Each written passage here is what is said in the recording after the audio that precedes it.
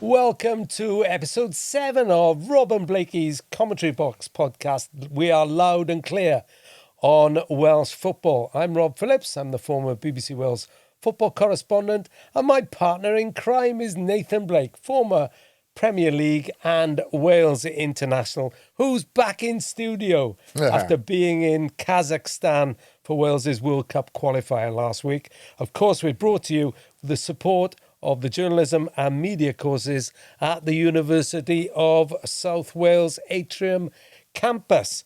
And don't forget, you can find us on all the main social media platforms: X, Instagram, Threads, Blue Sky, of course YouTube, and anywhere else you get your podcasts, including Spotify. Please enjoy, follow and subscribe. You can catch up with the first few episodes, including episode 2 with Jess Fishlock.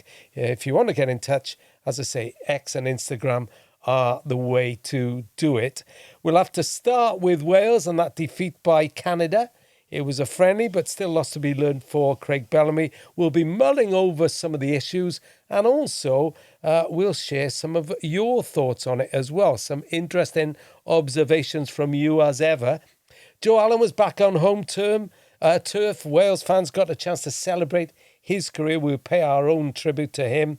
We've heard from lots of concerned Newport County fans in the last week or so, particularly after that defeat by Bristol Rovers.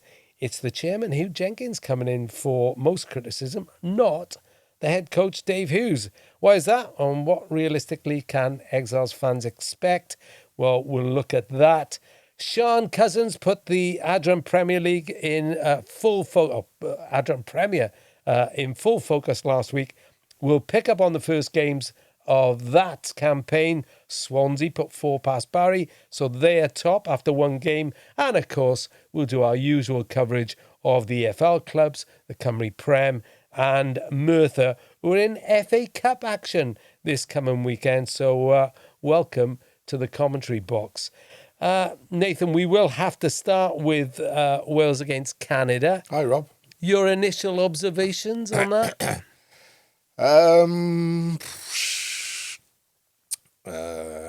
Difficult to pin down. There's like lots of different pieces to it, really and truly. Obviously, you're starting with 8 different players, a few debutants in there, which is always going to be a tough ask. I think they performed okay, considering, you're stepping up from some of them League One to, international football. That's a big jump. That's why we say there's levels in the game. So I thought athletically, you could see the difference between men and young guys, right? Men and young boys, really and truly, some of them. And I thought Canada were really athletic, really good players, fit, strong, and played to a game plan, 4-4-2, old school. It worked. You loved that, didn't you? Loved it, 4-4-2. Yes, it still exists. It still exists, but it was 4-4-2 in possession, and then it would become like 4-5-1 out of possession, and 4-3-3. It was moving. It was it rotated. It was very, very, but basic 4-4-2, right? And I thought that was good and difficult for us to counter. I thought it was. I thought our midfield, 3v2, were then getting outdone when we had possession because it was 4v3 because the wingers were tucking right in, striker dropping back. So I thought the young lads did okay, I have to say, but you're up against very, very good opposition. So okay, we'll deep dive into that in a moment. On social media last night, we asked for, because we're recording this on Wednesday, we asked for fans' comments. Really interesting. Atticus, 75, says, poor performance. Friendlies are going to have extra meaning over the next couple of years. If the rumours are true with Euro 20 28 hosting will come down to FIFA ranking if 2 of the 4 hosts don't qualify. Mark Spearin said Wales's next game is against England before Belgium. The England game feels weird. Belgium has to be priority, but fans have forked out big money to go to Wembley, so need to put a decent team out and not get beat 4 or 5. But if that does happen, is there a morale hit before the big one? Richard Kelly, 1958R, he is on Twitter, on X, says, post-match, Ashley Williams indicated the England fixture was almost as significant as the game against Belgium, and that Craig should and would go for it in the friendly. Strikes me as daft. What do you and Nathan think? We'll talk about that in a moment. And Ned Thomas took an overview of what happened in Kazakhstan and what happened in the Swansea.com stadium. Lawler has put his name forward, that's Dylan Lawler, the Cardiff player, has put his name forward to be a regular in the team. Ronan Capaccio still has a lot to learn at international level. Mark Harris isn't an international striker, won't judge a friendly too harshly, but the second half in Kazakhstan was concerning. If you put them back to back, how concerned are you? Back to back as in the games? As in the games. They were 2 different sides. As you say, 8 changes. Yeah. I felt Kazakhstan was always going to be difficult. And I think, admittedly, the manager said they didn't play to their best second half. They just didn't. They weren't at their best. They weren't what we've seen in the past then. And it's no point saying, injuries and what have you, because the manager's the last person to say excuses, right? Absolutely. He doesn't have it. So it was a case of sometimes, I've said it before, sometimes every time you go into a game, you go in with the good intention of playing well, obviously.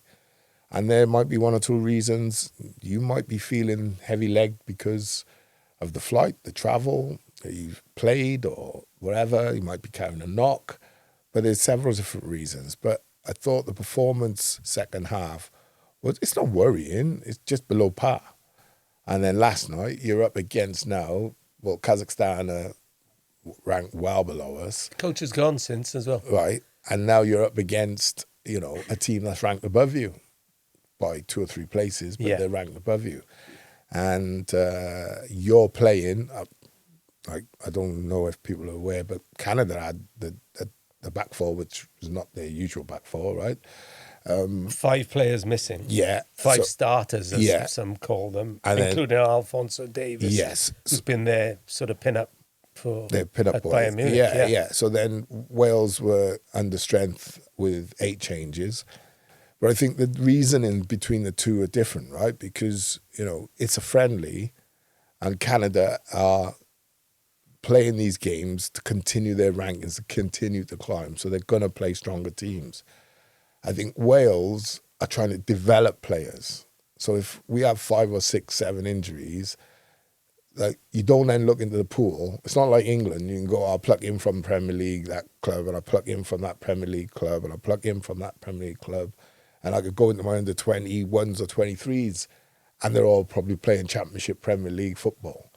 We haven't got that luxury. So you're then going down to the likes of League One clubs, which I don't think can go beyond, by the way, to then bring in players to draft them in. When you're drafting those players in, they're starting their career at level 1 or League One.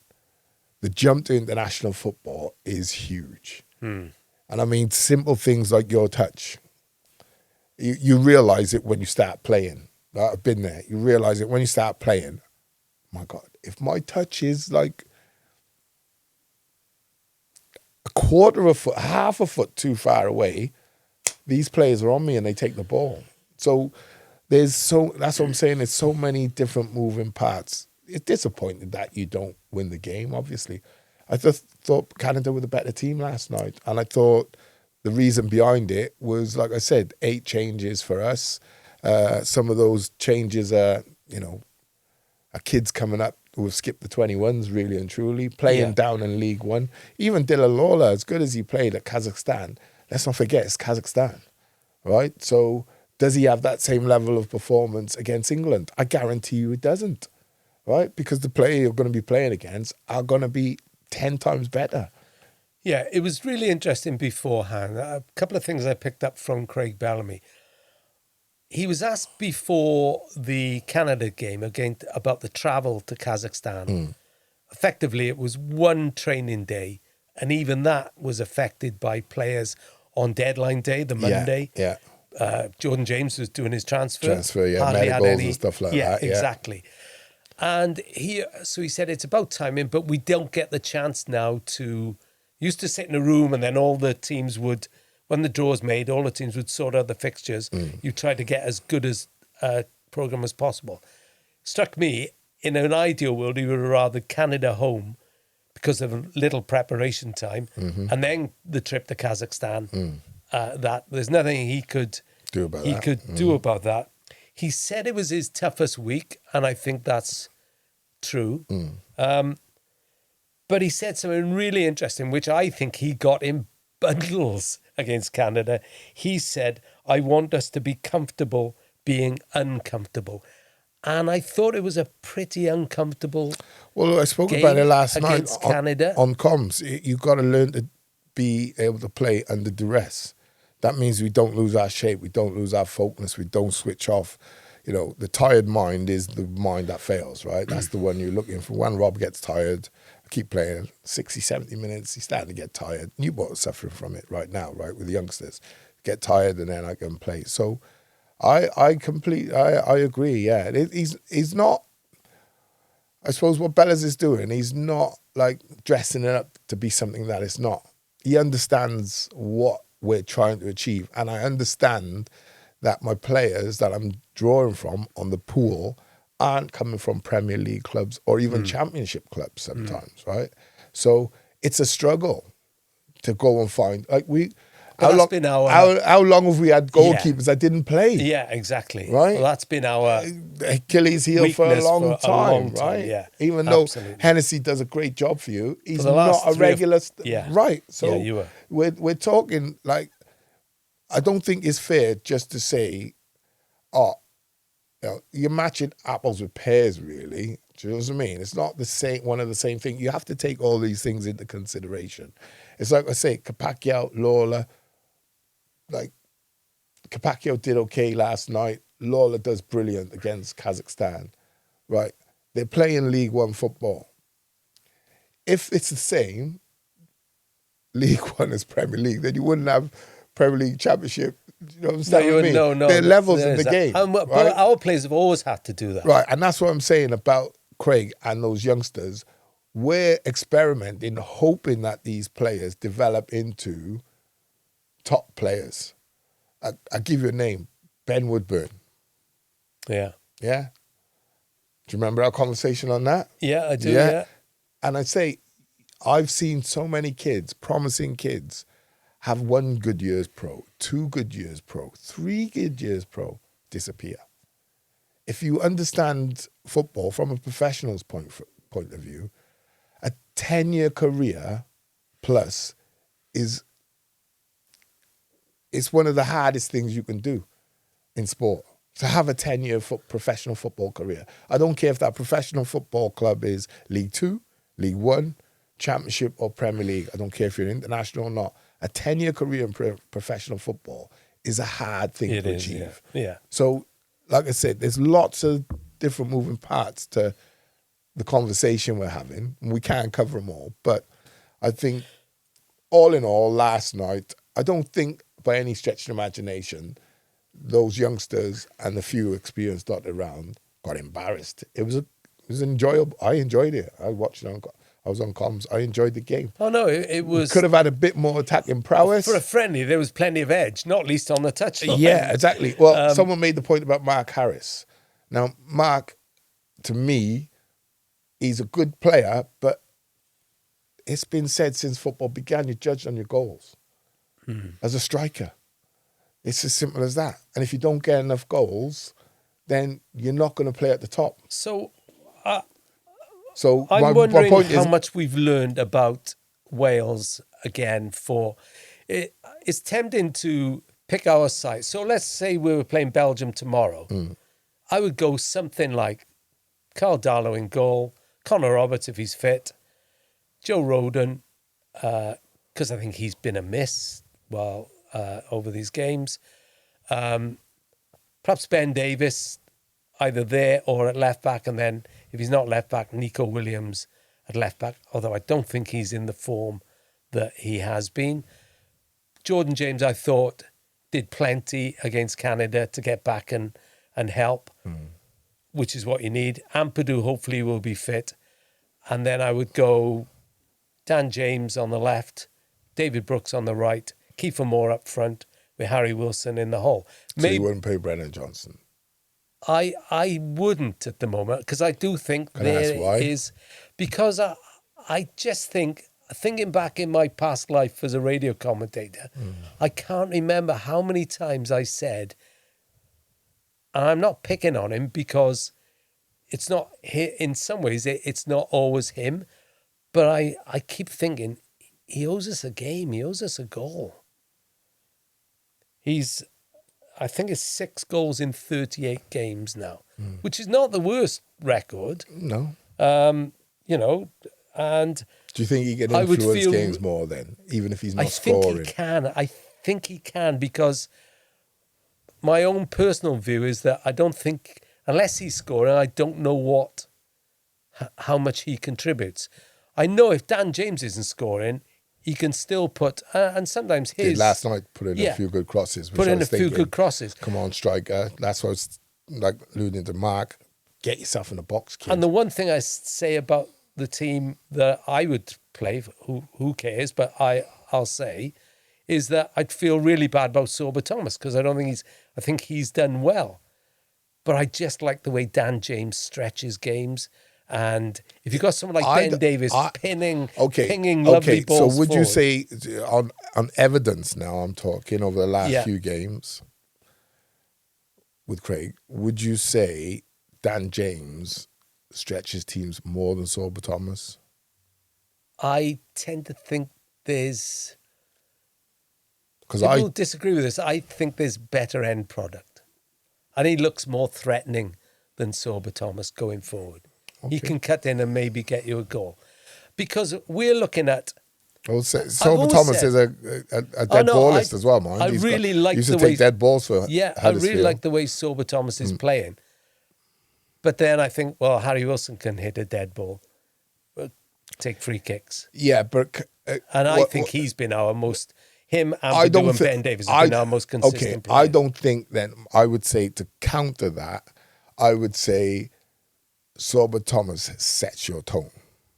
Yeah, mate, I wouldn't argue more than any other player. It's a close call. He sets the tone. In Kazakhstan, first 20 minutes, and we've seen him at home, right, in qualifiers. He sets the pace, and what I love about Sorba, he's able to continue that high level intensity for so long, which means that when players are starting to get tired, 67 minutes, and he is keeping on running at you, all of a sudden, that's when minds start to go and concentration.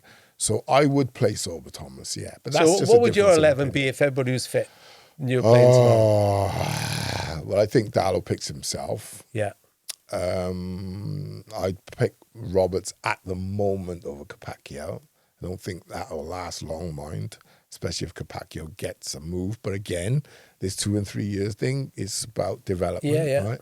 Rodon and Mepham, Davis at left back, or Rodon and Davis with Nico at left back.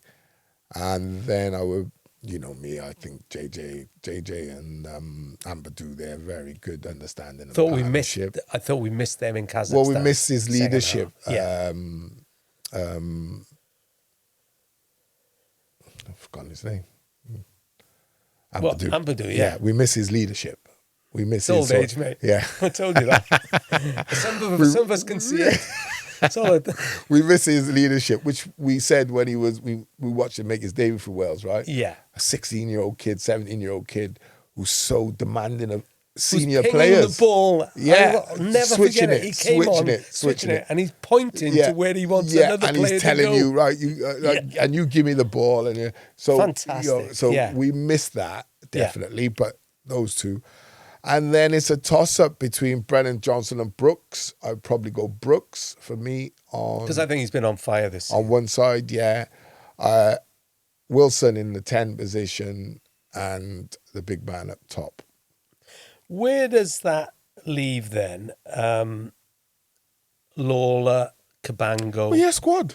Yeah. Yeah, listen, like I think Craig said it before the game or after the game. I'm not sure. I wasn't anticipating this many injuries. No. Or this many pullouts.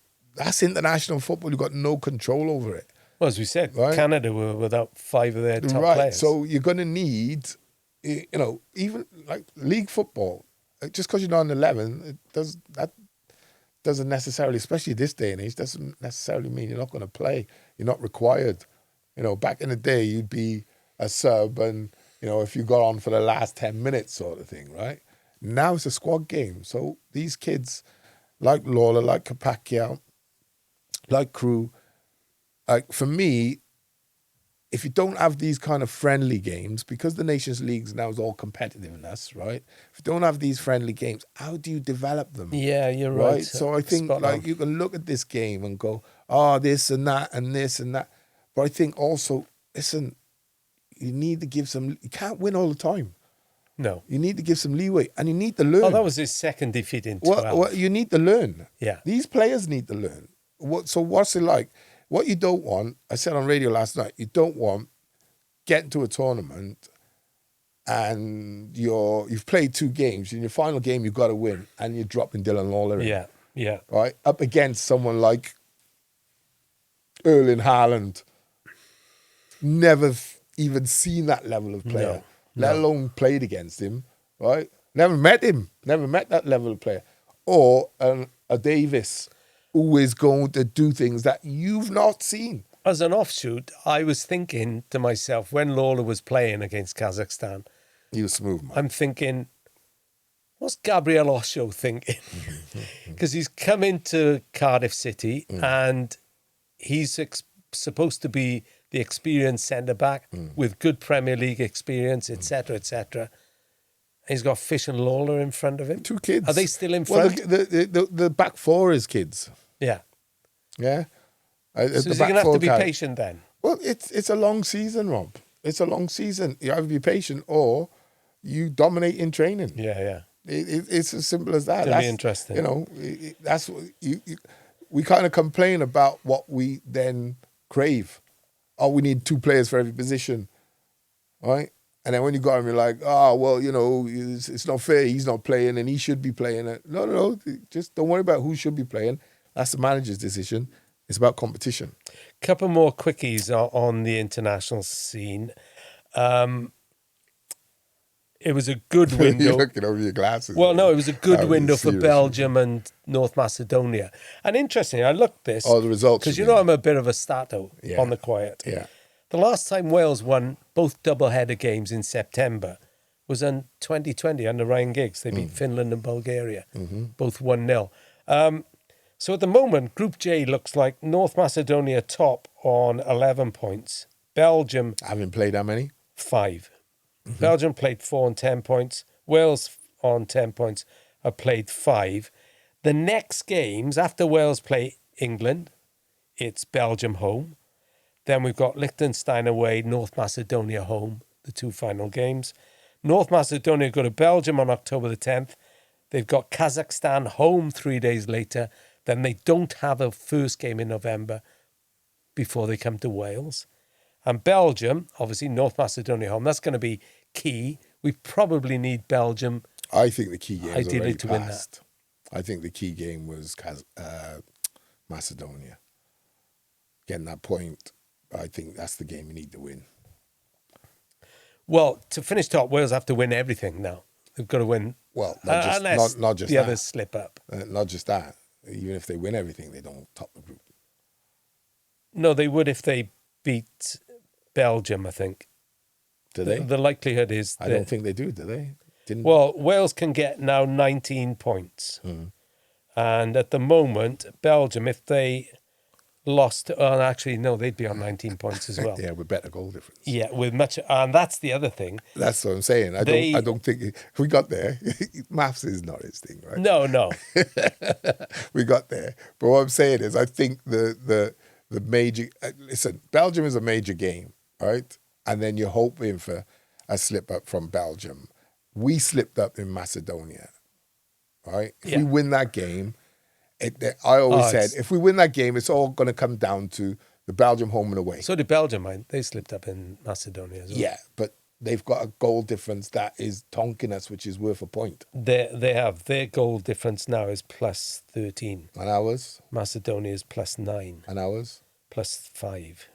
Yeah. Yeah. So it's going to be really interesting. Just quickly on the England game, there was a little Timmytronics on X said this. Mantronics. That game must have meaning, but I haven't figured it out, right? Yeah. And he's changed every E to a euro sign. He's changed every S to a dollar sign. Yeah. And he's also changed... it's about money. Yeah. Okay, yeah, clever. To I a like pound that. sign, yeah. Right. It doesn't really work when you're listening to this, or you can't see it, but it's quite a clever... So, forget why. What does Craig Bellamy do? If you remember, Rob Page, before Ukraine, in the World Cup playoff, went to Poland in the Nations League, That's right. and basically played a shadow team and changed virtually the whole team. Might have been the whole team. Would you accept Wales going to Wembley and getting tonked? Well, I'm not sure what that's why I'm glad I'm not Craig Bellamy. I don't even know if Craig. I mean, he's always going to say he won't worry. No, he will say no. He won't. We got to play the best. He won't worry, but he will worry. Trust me. What does that mean? He won't worry, but he will worry. Well, the facade is one thing. All right. What I okay. give you outside is making sure that I got to think I've got 20 or 25 lads behind me, and what I say, everything I say, they hang on. Yeah. So if I go in the press and start going, it's a throwaway game, or we could come out on the other end of what you seen Norway do last night. So right? is it 11-1 against Moldova? Yeah. Is come at the end, it a mix or a 5 and or match 6 team nil then, do you think? Depending on, and like you and I talked about just a few seconds ago, we can pick our teams now. As Craig Bellamy says, I didn't expect all these injuries. Why would he expect Ethan Ampadu and Connor Roberts to be out when the season has barely got going? Yeah. Listen, it's a tough one. The system usually works that you play a lesser team to get your confidence up, or to get your flow, your rhythm, and then but that can have a false sense of security as well, right? Because what you're able to get away with against Kazakhstan, you're not going to be able to get away with against Canada, and you're certainly not going to get away with it the higher you go up the ladder. So I don't think there is a sort of an exact science, because if you go into that game and come out 0-0, the players are buzzing because they know we've just gone up against, a top, what are they, top 3, top 4 European ranked? England, top 2, top 3? Yeah, I don't know where they are. Serial qualifiers. I don't take much notice of serial England. Qualifiers, but, they're in our league, right? We play in their leagues.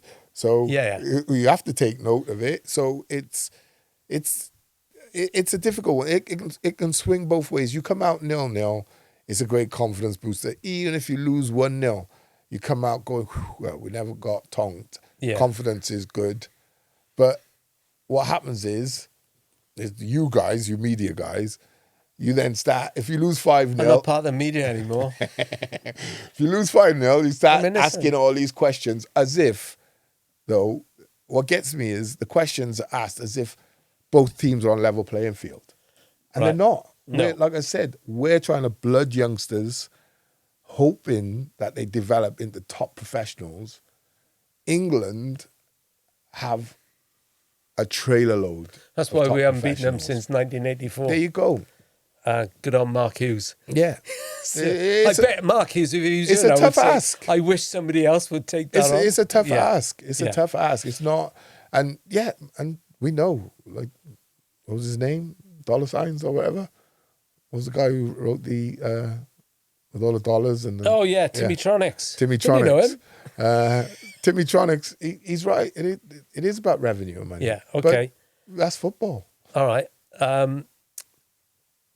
Should Craig Bellamy have been irked by the high fives on the Canada bench before the end? Would you have been annoyed? No. I just have to take it on the chin, mate. You know, it's a friendly. It's, you know, listen. If imagine North Macedonia, imagine they're all high fiving just before Brooksy scores. Yeah. Hey. Yeah. Apparently, then I shake your hand and go. It a lot. Then I shake. Yeah, it does. But then I shake your hand and go. Oh, don't. You're a bit premature there. Don't get too carried away. That's what can happen in football. Say that. Absolutely, yeah. Don't get too. It's a premature there. Don't be so calm, right? Yeah. No, listen. I think what he does with his team is his business. Yeah. Right. Okay.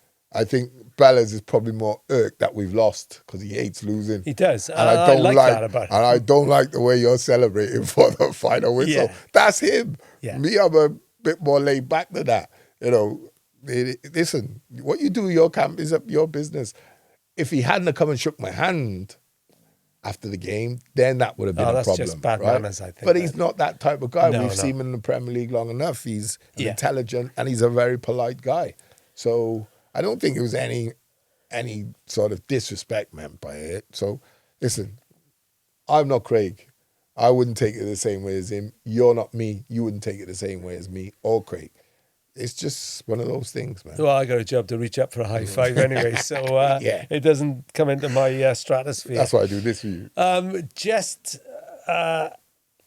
to round up what happened in the Swansea.com, Joe Allen was presented, on the pitch. I said on radio last night, I tried to get him to Cardiff. I tried that. I wasn't working for Cardiff. I was just saying to him, like, what's the chances? And he gave me a beautiful smile because he's a lovely dude, right? Lovely guy. And he just started kind of chuckling and said, no, couldn't happen. And I walked away. I was like, we know the story, right? I told you and Jules, I know the feeling. I know, and I understand exactly what you're saying. But, he was on a free at the time, or, I would have taken him. Alan Curtis, done it? Seen Kurt last night, by the way. Oh, well, he presented him with his memorial, didn't he? Which was brilliant to see as well, because, as you say, Kurt crossed the divide. And Kurt had me in stitches, by the way. I won't tell you what he said, but it was, we had a good laugh out in the car park. Yeah, it was, brilliant. 77 caps, 2 goals, part of the Euro 2016 heroes. Actually, both goals came in successive games in the World Cup. Yeah. In 2016, Moldova and Austria. And the body doesn't do what the head is saying. That's what happened. That's the hardest thing for a footballer or a sports person. You get to an age, because your mind is sharper than it was when you were 21, because you've got so much more knowledge. Yeah. So I used to say to myself, I'm up against Rob, and as he's going to do, I know exactly what he's going to do. And then you go, I'm going to intercept it. And your legs are like, huh? Oh, we're on. Okay. Ball's gone. Right? And you're like, move your leg. And you just start to accept bit by bit. And it's hard as a footballer to accept, I'm slowing down. I'm not going to get faster. So he's bowed out at the right time. I love that he tried, you try and wring every single little drop out of your body, and he did, Joe. He goes, it was interesting, the producer Julie said, come on the podcast, Joe, anyway. Give us your best. Yeah, Joe Allen, if you're listening or watching, we'd love you to come on. A few of those boys. And Ashley Williams. You're a friend of the stars. I seen Ash last night, actually, and Ernie. I seen Ernie. Oh, I love Ernie, man. He's my boy. I seen him last night. I'm going to get him, Joe, Ash. So Ernie, Joe, Ash. Who else did you want? Oh, well, I want Mark Hughes before England. Joe Leds. Get some of them guys on. Okay. It'd be great if we could have 2 or 3 of them at a time. All right, we'll see what we can do. Yeah. Or, I'll see what I can do. You better see what you can do. And I better mention that If there are any sponsors or advertisers out there looking to support us, we're open to offers. Drop us an email if you want to talk, and I mean this, to robandblakey at gmail.com. Two other things I've got to mention. Actually, it was great to see the tribute to Joe last night. But on Monday, I think a lot of thoughts were with two people who left lasting impressions on. One is an icon of Welsh football, Gary Speed. It would have been his birthday on Monday. And Peter Whittingham's birthday. To think, what was that, September the 8th, provided, in different years, of course, but that day, talk about famous people being born on days. What a day that was for Wales, with Gary Speed being born that day and Peter Whittingham. Speed's like it's weird because like I didn't go to his funeral or anything like that, but you know when something like kind of breaks you, right? Because you've been teammates for a long time. We've roomed together at times for Wales and what have you. And like Cookie, you know, you play with Mel, you know, Pem. These are players like Mark Pembridge, you know, Pagey, like Rushy. You know, you kind of become sort of like interrelated. You're always, no matter where you are in the world, you'll see each other. You'll stop. Might have a beer, a coffee, a chat. How's the family? How's things? What you're doing? Blah blah blah blah blah blah. You know, like your uncle, your cousin, you don't see for 10 years, but then when you see him or your friend, you just pick back up. So Speeds was like a bolt from the blue. Like it was just, and I can't say the same for Wits, even though it was, but I didn't know Wits. All right, I didn't like different era. Didn't meet him, never spoke to him, never even shook hands with him.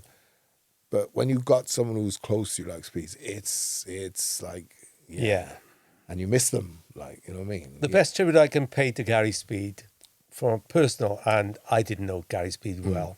I really love the work of the Gary Speed Foundation for And mental Quags, awareness. Tony Quagley. Yeah, we get doing Quags that. in as well. Yeah. It'd be great to have him on. And I had the joy to meet Carol Speed, Gary's mother, a few weeks ago at an event for that, which was lovely. But two stories I've got. One, we used to share the plane with the Wales team sometimes, and there was only one place left on the plane. And as usual, it wasn't quite so well organised then. There was no space for Gary Speed other than sitting up with the media. I wouldn't be happy. So he came and sat between myself and Tommy Morgan. Yeah. And we had a brilliant trip. I forget where we were going. Yeah. But he was just such a natural guy. Yeah. And then just to prove how good a guy he is, Wales were in America, and when I was at BBC Wales, they said to me, can you see if we can get somebody on to talk about the game? It was a friendly. So I rang Gary Speed because he was out with a back injury, thinking he'd still be back in his home in England. And of course, he picked up the phone at 6 o'clock in the morning in the USA. and I said, how are you, Gary? Okay, he said, I'm a bit tired, Rob. It's whatever time it was that morning. And I said, oh, are you in the USA? Yes, he said, we got a friend here. And I said, I know that. Also, I'm ringing. Ring me back in a few hours. I'll do something with you. That was the mark of the man for me. Yeah. And he also gave me a massive pep talk in the airport after his first game. When I said, I'm fed up of going on trips and watching Wales lose. And he said, give me some time with this team. So fair play, Gary Speed. And just on Peter Whittingham, your mate Jason Perry came up with one of the best things when he went. He said, because I think he goes down as one of the greatest, if not the best championship player of all time. He said... Who? Peter Whittingham. I think he's one of the best, if not the best. Modern generation then. Okay. Are you crazy? No, I'm not. And I've seen various... There's another podcast which concentrates on the championship. Do you know how many players have played in the championship? Yeah, Rob? but performing in the championship. I don't mean gone into Premier League and then... You're looking at teams who've been promoted continually for over 30 odd years. But I don't think anybody's been better than Whittingham. But the best tribute I can pay to him came from Jason Perry. That's a big ass. Okay, I'm just putting it out there. Yeah. The Jason Perry said when the day he went and the shock news came through, he said, what I loved about Peter Whittingham was every time I turned up to see a game, he'd make me smile with something he did on the pitch. And I think that says everything. But anyway, we'll move on from that. Kind of like a Ruben Cowell. Yeah, exactly. Even though Pez don't like Ruben Cowell. Well, he does. He just thinks he should have gone on loan to play. Anyway, Jason Perry can speak for himself. Yeah, We've got other things get to talk Pezzer about. on. Hang on. There's only so many people we can get on this podcast. We're planning to go for a long time, aren't we? So you are on the Rob and Blakey podcast. We're loud and clear on Welsh football, and we're available on X, on all social media platforms, YouTube, and wherever you get your podcasts, including Spotify. We'll quickly look at the FL clubs once we've looked at Newport, the higher AFL clubs, once we looked at Newport, because... I got some worried friends, bro. Yes, 60 feet on the bounce. Some I was real there worried on friends. Saturday against Bristol Rovers. Nothing in it first half. 20-minute horror show when Rovers went 3 up. A couple of subs went on, including Kai Whitmore, and that helped. And Tweet. Yeah, and Apoku, the striker, I think that's the name. And came back to 3-2.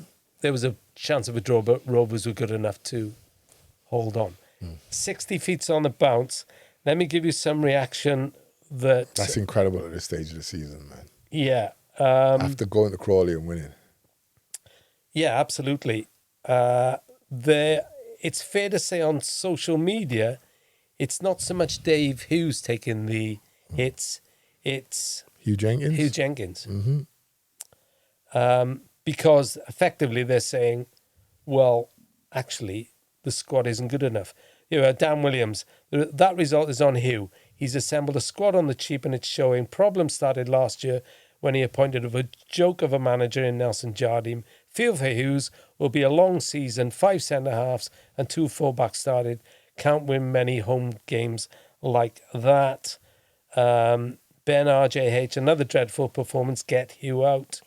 Sando says, 3 goals we conceded, absolute shockers. Go to a back 4, look much better.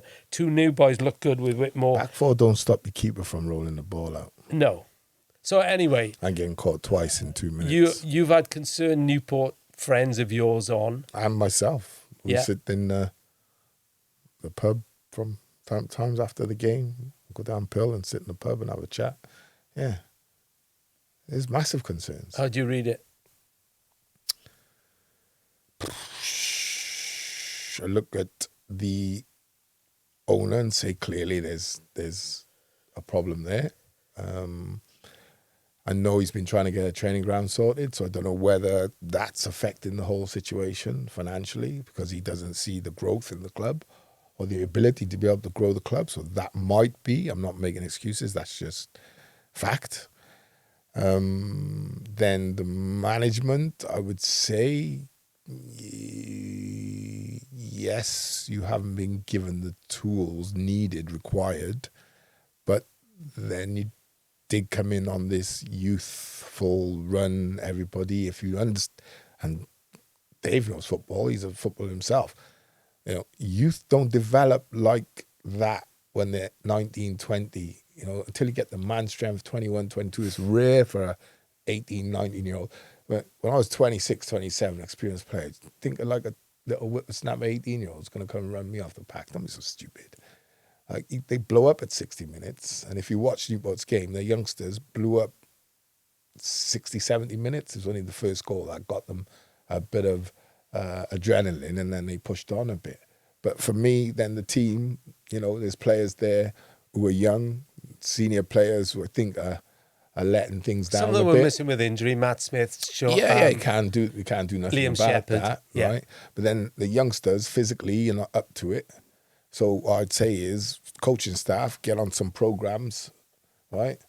Get those kids on some programs, fitness. You need to be fitter, not 100%, right? Anyone want to know what I'm talking about? Watch in about 84 minutes, the run the fullback makes, and then the recovery, and then the free kick, 4 or 5 players all turned around, walking away, switched off. Well, what's that? That's tired minds. That's fitness levels, right? So for me, the team, the management, and the owner, I'd say to Dave Hughes, simplify the game, right? Your first goal didn't come out of a pattern that you practice. The pattern you practice is where your goal was conceded, your second goal, and the one before that which got disallowed. Right? That's the pattern you practice, is to play out from the 18-yard box. I'll ask you, how many teams have you seen play out from the 18-yard box and score a goal in the other half? Even at Premier League level. Even when you go Man City, go to Hartlepool, if it was the way, they would just do it all the time and score. It's difficult. You're going to concede more than you score because of the level of player you have. So I would say my advice would be, you've got to be able to, as a manager, you've got to be able to not just think to yourself, right, this is the way I'm playing. If I've not got the players that can play, simplify the game. Simplify, fitness, win second balls. There's your three things that if they do, they can improve, in my opinion. Your first goal comes from a little ricochet in the middle of midfield, a ball out, the left back, give me his name, I always forget his name. Anthony Glennon. Little diag, which would be deemed a long ball. Striker flicks it on. Sub comes, boom, bam. Kai Whitmore, yeah. Whitmore, goal, right? That's a pattern of play. So your big man might be a great player, might not, we don't know, but we know he can leap and he can flick balls on. And you've got players who like to run on behind. There's a pattern of play. Simplify the game.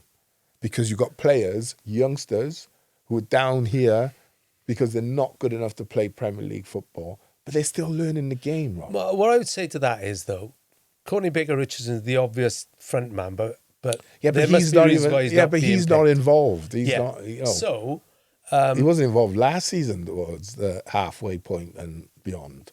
So my point would be, everyone knew going into the last few days of the transfer window, the midfield was crying out for a Joss Labadie type player. Maybe that is Matt Smith. Go and sign Andy Rinamota, free right now. You want suggestions? Andy Rinamota, put 1,500, $2,000 on the table and say, come and play for me for a year. There's frees out there. They need experience. They need boys who can fight and dog. All those players like they had the Bennetts and all that, they just let them go. Let them go. Right? Okay. Your plan, you're actually executing the plan you said you were going to do. Youngsters. Get a coach in. Spoke to you. You said, yeah, great coach for the youngsters. That's the way they're going. They're going to run the legs off people. I'm telling you, listen, you should have known from day one that don't work. 18-year-olds don't run the legs off 25-year-olds. By Huw.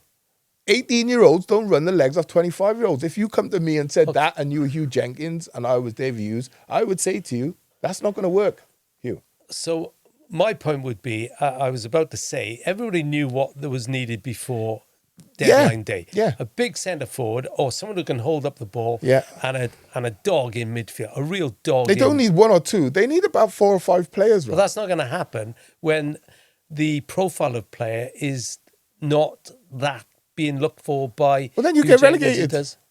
That's 6 games on the spin here now. You get relegated. And I don't blame the manager. Right? It's a combination of things. I can't say, oh, it's Hugh's fault. Well, yeah, Huw haven't brought the players in, but now I'm the manager, and what do I say then? Because the first thing I'll say if I get sacked is I didn't get the players. Yeah. Right? Are you serious about Andy Rinamota? If you're on a free and you're sat at home and you're training every day, and someone comes to me and goes, oh, I'll give you 1,500, $2,000 a week, come and play for me, League 2, I go, well, I need to restart because I could be out here a long time. Yeah. All of a sudden, I could be getting another 2 years and not playing at all and being forced to take something in National League North or South. Go and play. Get back in the shop window. Have a great game in FA Cup against a championship team. All of a sudden, you're back in. Of course I'm serious. Today, like what I'd say, I'd say to Huw, don't just rely on these stats-based things. Like it's not just statistical. He does this, he does that, he does this. Statistically, you might run all day. You playing against me, it doesn't say I physically dominated you in that game. No. It just says your stats. Oh, it's great, brilliant. He runs, he does that. Do you understand what I mean? Yeah, no, I do. And then I say to David Hughes, I would say to Dave, if I understand your predicament, I haven't got the tools to do the job. Right? So why would you then try and coach those players that you got, who you know are below where I need, into trying doing something that they can't really do? Or can do, but on the back of 6 defeats, it's not going to happen. What you need to do is get them to play a system which is simplified to get them start getting points. Points builds belief. Then I can start introducing these patterns of play where I can do here and there and this. Too many of the young coaches today, they say, this is the way I'm playing, it's not done. And someone might say, well, it happens at Man United, Ruben Amorim. Exactly, yeah, it does. Yeah. And people have criticised him for it, right? But at the same time, Ruben Amorim can go and buy players for 200 million quid. Newport can't. No, right? You're right. So, Dave, I would say to Dave Hughes, bring your coaching down, right? Simplify. If you want to have a look at your first goal, right? How it come about, simplified. And then your second goal comes from a sustained pressure. But both teams, Bristol and Newport, suffered the same thing. Don't win enough second balls, can't play the patterns that they're trying to, the manager's trying to create, simplify it, and not fit enough. Yeah. Right? Players might thank me, players might hate me for what I'm saying. I used to hate it when people just say not fit enough, because it means like you're encouraging the manager to run us. But your plan was to run people off the pitch, and you can't. You're blowing up at 70 minutes. Just watch the game, watch the video. Right? All the answers are there. Right? This is like, I should be getting paid for this. It's like a clinic. Yeah, right? No, but we like hearing from you for free. Yeah, well, yeah, you always have. You love for free, right? That's why my pockets are empty. Right? But what I'm saying, No, do you understand what I'm saying, Rob? If I can't step up and you won't step down, what's going to happen? And I don't want to see Dave Hughes getting sacked, because I think what he's got in his head is excellent. Yeah. Right? If he had a higher caliber of player. Well, it's no good saying, oh, well, I haven't got the high adjust, mate. Adjust, pivot, whatever you call it. Adjust. You come down, Dave. Simplify the game for them. And then when they start winning and build confidence, then you start. Right? But like, my keeper rolls the ball out because I'm telling him in the 6-yard box. Right? Bam, they get caught, goal, gets disallowed. A minute later, you ever heard of a 1-time fool, a 2-time fool, a 3-time, you're a damn idiot? That's Jamaican. If you keep doing the same thing and expect a different result, he's a damn fool. Yeah, okay. Right? So don't roll the ball out, because you've already told me we haven't got the players. So why are you trying to score from 6-yard box to 6-yard box? It's not going to happen. Simplify the game. It's so frustrating, right? Because me and my boys sit in the pub and we just mull this over. And I say to them, like, if I can't get up to that level, you're going to have to come down and grab me. You're going to have to. Yeah. Or the alternative is we go down. It's no good me going to Huw. I can't sign any players, but I can sign frees. I've just chucked the name for you. I could chuck 3 or 4 more. But there's players out there on free that can help Newport now, and they need help. They need experience. So it's well, you've laid it out there. It's up to you. Yeah, exactly. Do you know what I mean? Okay. It's up to Huw, Dave, the team. Yeah. Well, the EFL returns this weekend after the international window. Swansea home to Hull. I should mention Jan Vipotnik scored for Slovenia in their first game of the window. You're loving him. Well, that would be, 4 games on the bounce then, if you include that. Vigor, the goalkeeper, played last night. Kept a clean... was involved in Chile's game. Long way back, but goalkeepers should be okay. So Swansea home to Hull. Wrexham are home to Queen's Park Rangers. Let's hope all their players came back from international. Well, that's 3 points nailed on, isn't it? Yeah. Should be. Wrexham. And Cardiff are away to Stockport. And they've got a tough programme now with all the games. But I saw Brian Barry Merthyr. He was there at the under-21 game, which Wales lost 6-2. But Cardiff are just better than every team I've seen them play so far. Yeah. In the league. Yeah. Their players are too good for that league. I think they've got a stronger programme now. More... more testing program. Even strong teams like Luton. Yeah. Luton were no test for Cardiff. No, they weren't. You're right. Right? You're right. They're not a test for Cardiff. Cardiff are playing in a league below where their players are capable of playing. And in the league above, with the manager they got now, with 1 or 2, 3 or 4 additions, they could be contenders for the top 8. Yeah. Right? Well, we'll see what happens. But it's the course of the season that's the only thing. You've got a lot of youngsters, youngest squad in the league, possibly in all leagues, 22 plus something. Can they go the distance? Yeah. This is what I say about youngsters, right? And what I would say, I said Wales under-21s lost 6-2 at home to Denmark. Really good Denmark side. But Tanatsua Nyakua scored a brilliant goal in the first minute. He's another Cardiff youngster coming through. Cymru Prem, Carnarvon still top after a 3-1 win over Barry. TNS, though, within 3 points now, looking ominous after a 5-0 win over Haverfordwest. And give a thought to Llanelli. They lost 5-0 at home to Flint. They have not won a game, not got a point yet.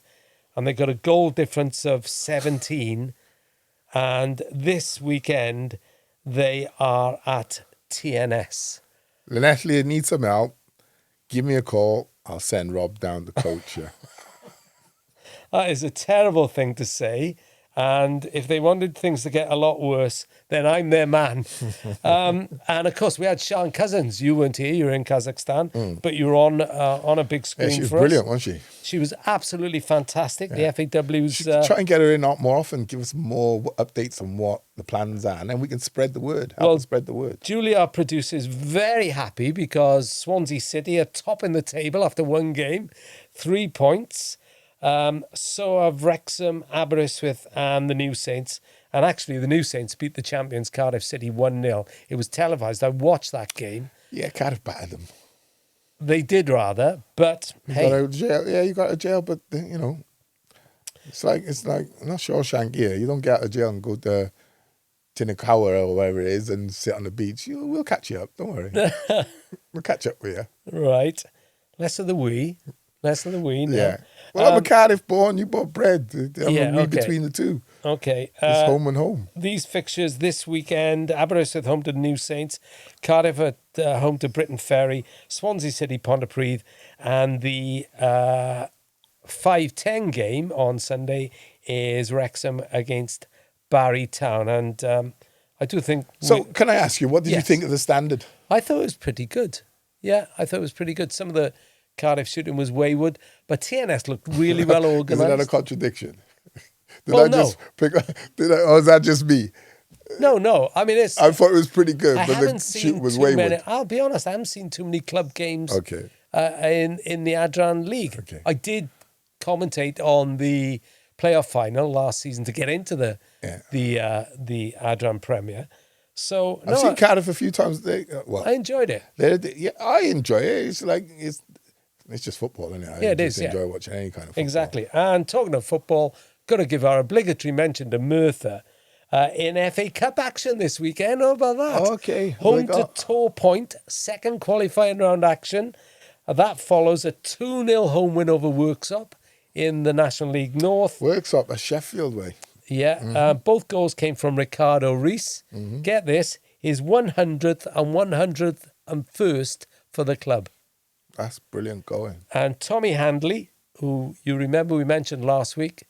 I know you're a distance away, but we did because he scored a hat-trick. Turns out in about half an hour in the game before, he celebrated his 150th Martyrs appearance. Oh, brilliant. So fair play to him as well. Loyal to the boys, loyal to the club, both of them. Brilliant. Yeah. So legends unless you got anything else to say, that just about does it, I would say. Well, I was going to have a word about...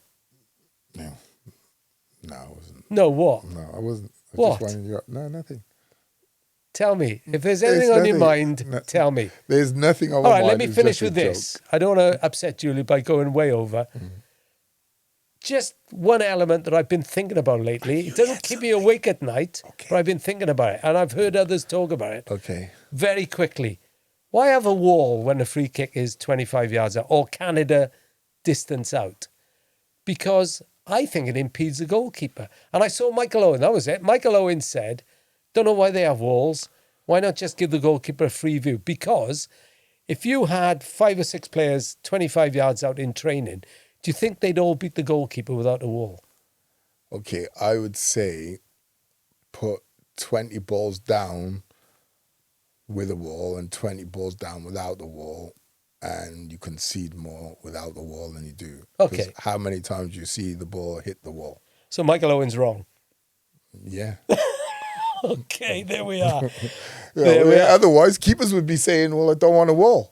Have you heard a keeper? Well, I think one day one keeper is going to be brave enough to say, no, forget the It's wall. nothing to do bravery. They're nuts. Keepers are brave. Trust me. They dive at your feet when you got No, I know that. 2-inch you know what I'm metal saying. studs on. And if they thought it would help them, they would go to the manager and they would say it. But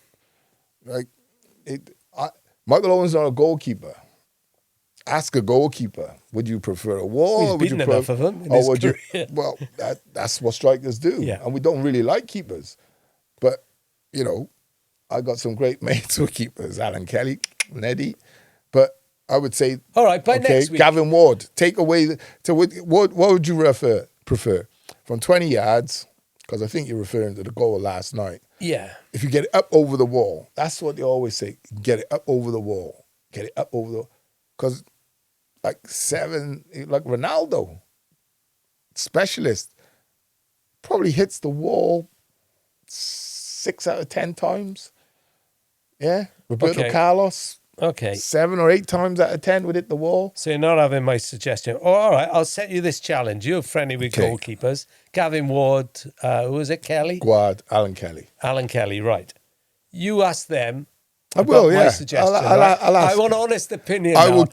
I want the honest opinion from them. Not one that supports my argument. Not one that you said, well, they actually said this, but I'm going to say this just to upset him. Okay. Okay? I'll ask Wardy and I'll text Ned as well. We're on a podcast and I want to know. Yeah. Right. Someone have said. So tell Wardy. Robert Phillips has said, Gavin Ward, that is, by the way. Because he's taking it from Michael Owen, right? Yeah. That you're better without a wall, you'd save more. Yeah, that's it. Okay. All right. That just about does it. Mm-hmm. Top job as ever, Nathan Blake. Thank you very much. Thank you very much. Thanks for coming.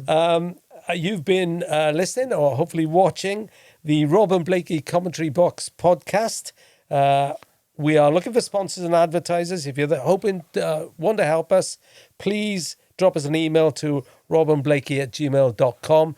And of course, this was all done with the help, the valued help, and actually the absolutely essential help of the journalism and media courses at the University of South Wales. We're available on all the usual podcast outlets and social media, and we'll be back next week.